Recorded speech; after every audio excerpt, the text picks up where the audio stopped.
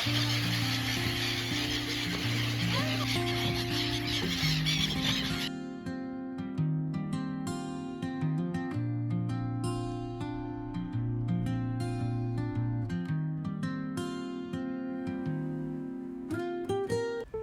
उगने से पहले की वे घड़ी थी जब दिल्ली की सड़कें अपने शोर से मुक्त होती हैं। हवा में सर्दी थी और आसमान पर हल्का नीला अंधेरा। एक लड़की रिक्शे में बैठी यमुना घाट की ओर जा रही थी। रिक्शे की घंटी की आवाज खामोश सड़कों में धीरे धीरे गूंज रही थी। खिड़की से आती ठंडी हवा उसके चेहरे को छू रही थी। रिक्शा एक तंग गली में रुक गया। आगे रास्ता साफ नहीं था। धुंध के बीच एक युवा नाविक खड़ा था। उसने इशारे से कहा, घाट यहीं से है। लड़की रिक्शे से उतरी। युवा नाविक आगे आगे चल पड़ा। संकरी गलियों से होते हुए सीढ़ियों की ओर जाता रास्ता उसी के कदमों से तय हो रहा था। उसी के हाथ में एक छोटी सी लालटेन थी जिसकी रोशनी पत्थरों और सीढ़ियों पर कांपती हुई चल रही थी। वे बिना ज्यादा बोले रास्ता दिखा रहा था, जैसे यह सफर किसी जगह का नहीं, किसी एहसास का हो। कुछ ही देर में सीढ़ियां खत्म हुई और यमुना उनके सामने थी। सर्दियों की धुंध नदी की सतह को चूम रही थी। सूरज की पहली किरणें अभी दूर थी, लेकिन पानी में उनका इंतजार साफ दिखाई दे रहा था। यमुना शांत थी, जैसे सदियों की कहानी अपने भीतर समेटे आज किसी को सौंपने वाली हो। उसी पल दूर आसमान में पंखों की सरसराहट सुनाई दी।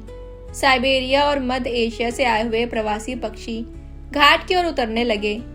नीले, सफेद और भूरे पंख धुंध के बीच चलती हुई कविताओं जैसे लग रहे थे। लड़की घाट की सीढ़ियों पर बैठ गई। दिल्ली की ही रहने वाली थी, लेकिन जीवन की भागदौड़ में खुद से बहुत दूर चली गई थी। हर सर्दी में वो यहाँ आती थी क्योंकि उसे लगता था यमुना उसे पहचानती है। उसके हाथ में एक पुरानी डायरी थी, एक अधूरे उपन्यास की तरह, जिसकी शुरुआत यमुना घाट से हुई थी और अंत अब भी तय नहीं हुआ था। पास ही युवा नाविक अपनी नाव को धीरे धीरे पानी में उतार रहा था। उसकी आंखों में नदी की आदत थी और आवाज में बहाव की सादगी। उसने कहा, ये घाट सिर्फ पत्थर की सीढ़ियां नहीं हैं। यहाँ आने वाला हर इंसान कुछ छोड़कर जाता है, दुख, यादें या खुद का एक हिस्सा। लड़की ने नदी की ओर देखा। उसे लगा जैसे यमुना सुन रही हो। उसने डायरी खोली और लिखा, अपने अंदर ही ढूंढना पड़ेगा, सुकून बाहर नहीं मिलेगा। अब सूरज निकलने ही वाला था। प्रवासी पक्षी अब आसमान में थे, शांत, जैसे किसी इशारे का इंतजार हो। लड़की ने पास रखी एक छोटी सी थैली उठाई। अंदर साधारण सी नमकीन थी। उसने धीरे धीरे सीढ़ियों पर नमकीन बिखेरी। पहले पक्षी रुके, फिर एक आगे आया, फिर दूसरा, और कुछ ही पलों में घाट चहचहाहट से भर गया। कुछ पक्षी उसके बिल्कुल करीब आ गए, बिना डर, बिना संकोच, जैसे वह इस जगह की ही हो। लड़की के चेहरे पे एक हल्की सी मुस्कान आई।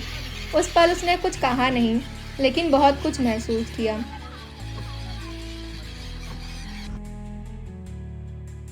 नमकीन खत्म हो गई, पक्षी वहीं रुके रहे। लड़की उठी, डायरी बंद की और आखिरी बार यमुना को देखा। जब वह जाने लगी तो पीछे मुड़कर देखा। घाट, नाव, प्रवासी पक्षी अब भी वहां थे, जैसे कह रहे हों, कुछ जगह हमेशा लौटने के लिए होती है। यमुना बहती रही, घाट गवाही देता रहा और कहानी शहर के शोर में ही जीवित रही।